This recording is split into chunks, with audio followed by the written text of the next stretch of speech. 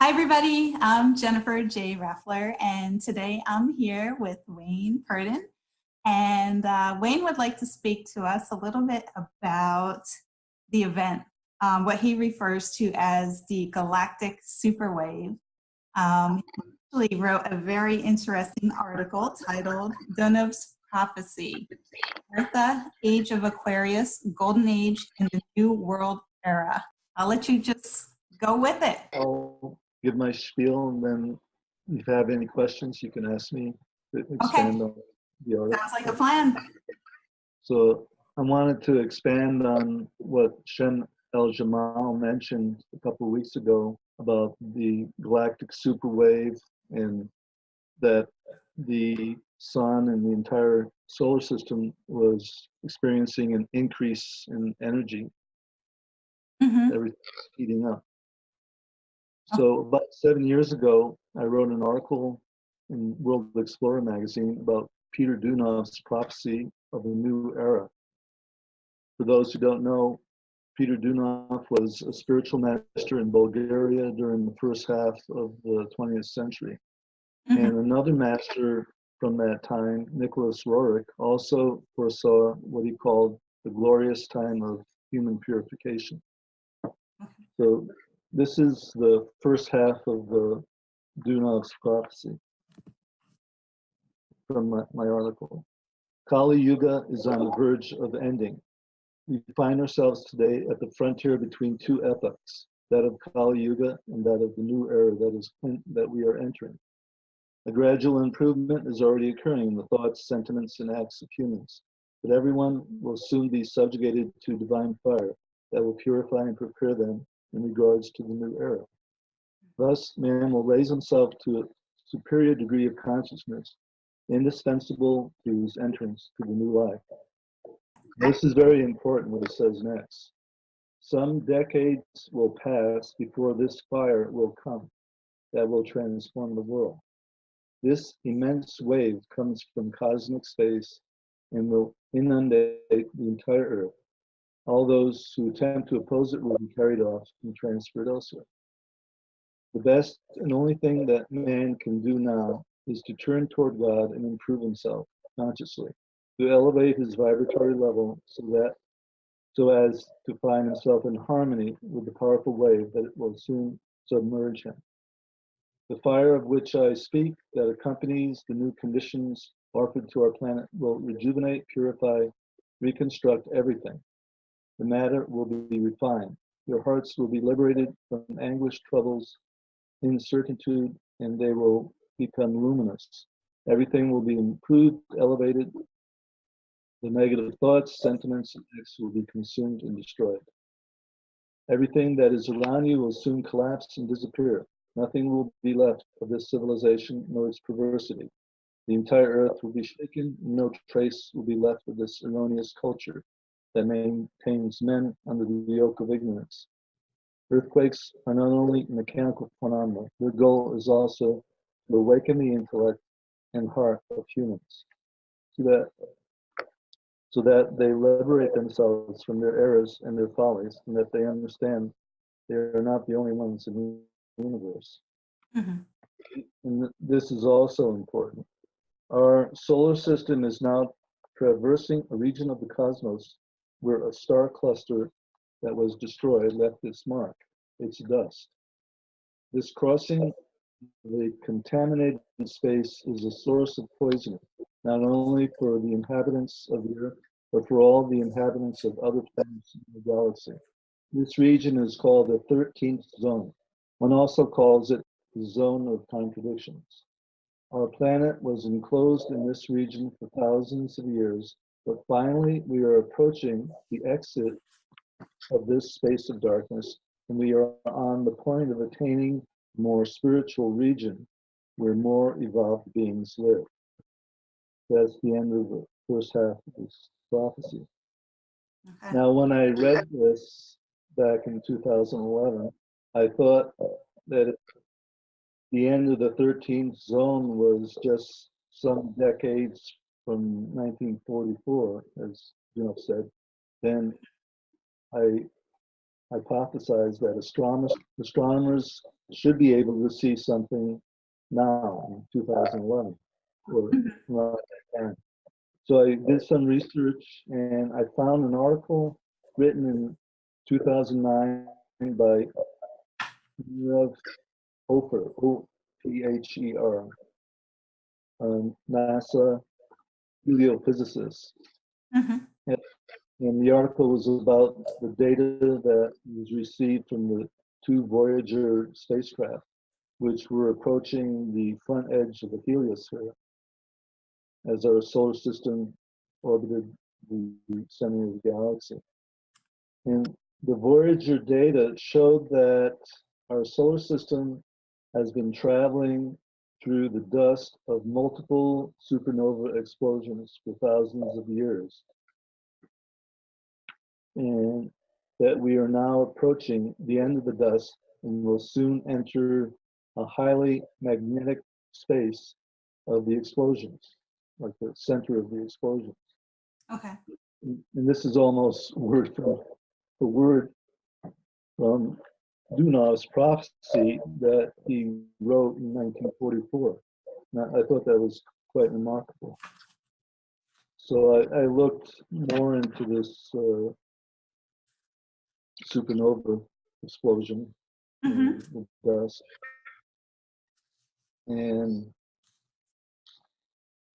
I found that other scientists noted that since about 1990, there has been a dramatic increase in tsunamis, earthquakes, and volcanic eruptions, and that they predicted these will continue to increase as we travel through this highly charged region of space, the center of the explosions, highly magnetized space.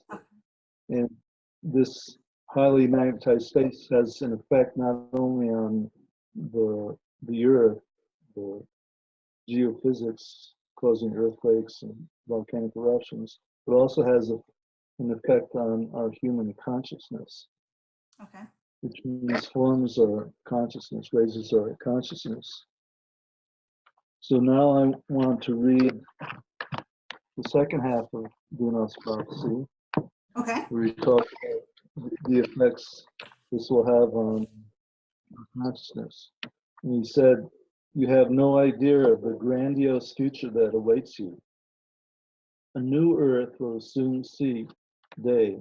In a few decades, the work will be less exacting, and each one will have the time to consecrate spiritual, intellectual, and artistic activities. The question of rapport between man and woman will be finally resolved in harmony, each one having the possibility of following their aspirations. The relations of couples will be founded on reciprocal respect and esteem. The new era of the seventh root race will be that of love. A new continent will be formed for it. It will emerge from the Pacific, so that the Most High can finally establish his place on this planet. The earth will soon be swept by extraordinary rapid waves of cosmic electricity. After the tribulations, man will cease to sin and will find again the path of virtue.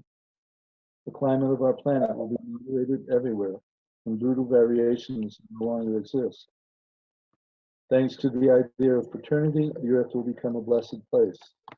The ardent wave emanating from on high will contribute in liquidating the karma of peoples. The liberation can no longer be postponed. Humanity must prepare itself for great trials that are inescapable and are coming to bring an end to egoism. Under the earth, something extraordinary is preparing itself. A revolution that is grandiose and completely inconceivable will manifest itself soon in nature. God has decided to redress the earth, and he will do it. It is the end of an epoch. A new order will substitute the old, an order in which love will reign on earth. So that was the end of Gunas prophecy. And I just want to read a short paragraph from Dunav's disciple, Oman Mikhail Ivanhoff. Sure. And this was from his book, The Egregor of the Dove. Okay. The age of Aquarius will soon be upon us, and the tremendous upheavals accompanying it will oblige human beings to understand the reality of the invisible world and the laws that govern it.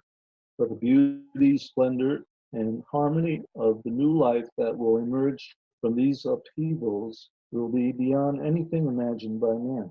All those who have been secretly working for the coming of the kingdom of God throughout the world will join forces and work together.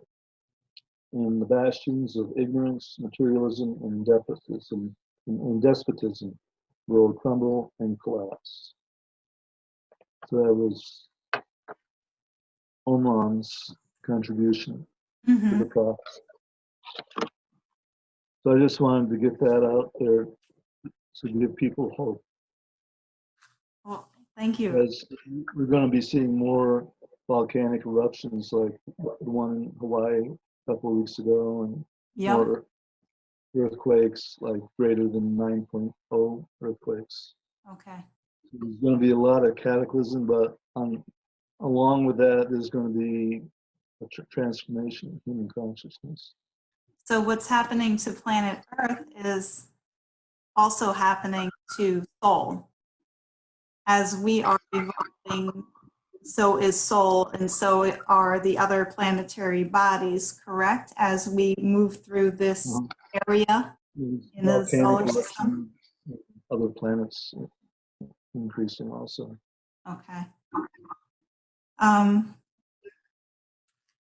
So the shifts in consciousness, they have already started, correct? Yeah, I think you noticed it in the 1980s, Okay. like with the harmonic convergence, Sure. 1987. Okay. And Well, I know. Gradually increase. Okay, yeah, I know I wasn't awake at that point. I was super asleep. Yeah. So I'm guessing that in time we were further away from that zone. What was it called? The 13th? 13th zone. 13th zone. We're moving further away from that, correct? Yeah, we're going away from the impure dust and entering the pure space, highly charged magnetic space of the center of the explosions. Okay. And also in your article, which I said I will attach later on so people can refer to it, there was mention of experiments somebody put in a box and the electromagnetic radiation was removed and the person did not function that well. Like there was no sense of boundaries, no sense of body. Right. The scientist was Dr. Valerie Hunt at UCLA, and she put people in a magnetically shielded room called the MU room, and she changed the electromagnetic energy in this room, and she removed electromagnetism in the room at first. And what she observed is that the subjects began to complain of being tired. They had confused thinking. They started crying for no reason because their nervous system is being affected by no electromagnetism. And she also increased the electromagnetic field in the room. And when she did that, the subject's thinking became crystal clear, and they reported an expansion of consciousness. So that's what the whole human race is going to be experiencing as we enter more and more into this highly charged region of space. Increased clarity, increased vibration, expansion of consciousness. And there's nothing that we need to do except accept it and go in the flow. Is that correct? Correct. Okay. And like Dunoff said, the people who resist it will be removed. I'm not sure what that means. Probably They may have a heart attack, be gone. Yeah, who knows? It may be something that we can't really wrap our minds around, but as long as we're open to it and we're not resistant, then we're automatically going to receive that clarity and that expansion of consciousness and that elevation of our vibration. So that's good for our viewers to know that as long as you're open to it and you're not resistant, it will happen. Uh-huh. I think it's important for people to join communities of like-minded people seeking the truth and a better way of relating based on love, brotherhood. Regarding the same article, we talk about a community that lives under the ground. Agarthans. Uh-huh. Yes. Okay, so for us who live on the surface, we're very much associated with the sun, and we receive a lot of healing, a lot of information, a lot of upgrades, a lot of food from the sun. I was wondering, as I was going through your article, how are they interacting with the sun? They actually have an inner sun in the center of the earth. Okay. The earth's core, according to those who've written about Agartha, is actually an inner sun that is like our sun but different. Okay. And it allows the growing of crops for the people of Agartha. And it's a different energy than our sun. It's a purer energy. Interesting. So that inner sun as well would be experiencing upgrades as our whole solar system is going through this point of the universe as well. Yeah, I think the inner sun will also experience an increase in energy as we enter this region of space. And Master Amran, oh wow, this blew me away when I read that he was aware of this race underneath the earth. Could you speak a little bit more of his awareness of this race or his connection with them? Yeah, he didn't write that much about Agartha, but what he did write was that at some point in the future, probably after the purification, when people have a higher consciousness, that the Agarthans will come onto the surface and will establish their form of government called synarchy, which is government of an enlightened leaders, like a council of leaders who are all enlightened masters. The people will be, it's not a democracy, and it's not an aristocracy. It's sort of between an aristocracy and a democracy. Okay. Called synarchy. Synarchy. And this is the form of government that exists in Agartha now. They have 3 rulers, and they represent different aspects of government, religion, and something else.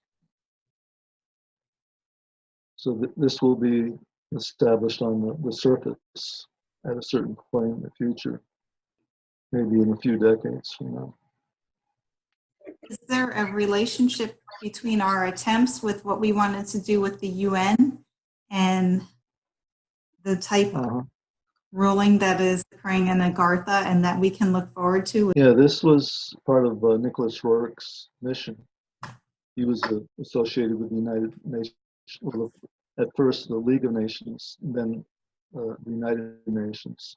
And one of the things he did to help the establishment of the United Nations, he brought what's called the Chintamani stone, which was a sacred stone from Tibet that was originally from the Pleiades.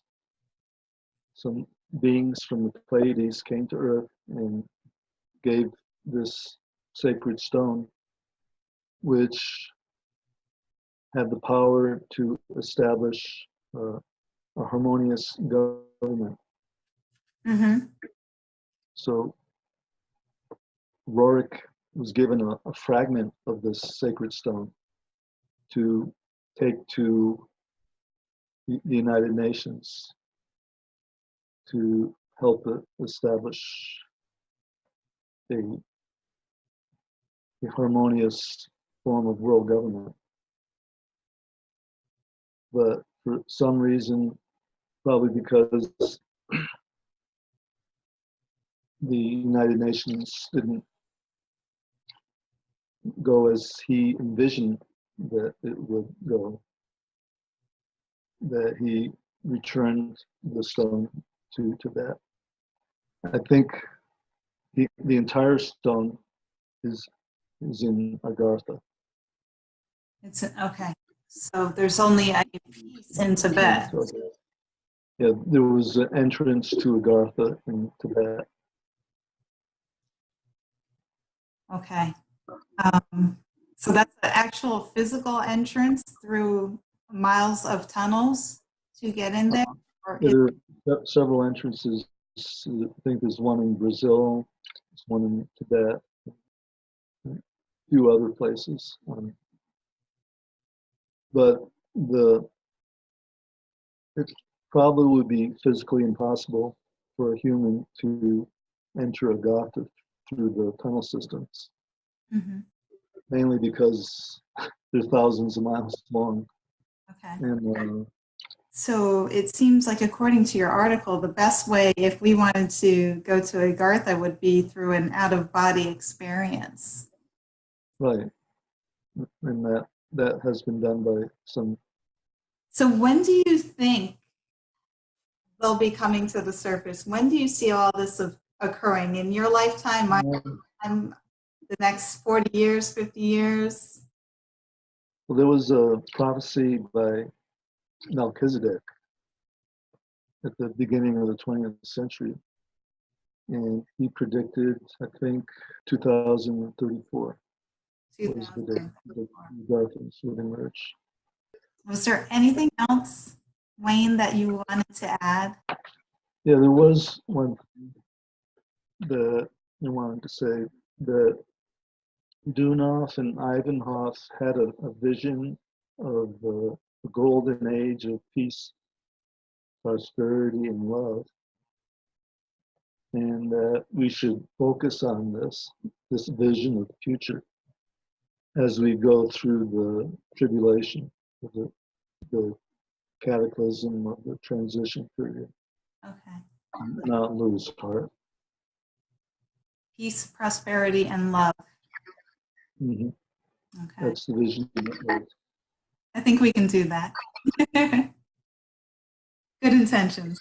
Well, thank you so much. I appreciate you and your time and your willingness to come forward and speak on this, especially after watching Shem El Jamal's Sol2Soul Global Summit interview, which was aired on summer solstice. Oh, the puzzle is so huge, and we all have a piece of it.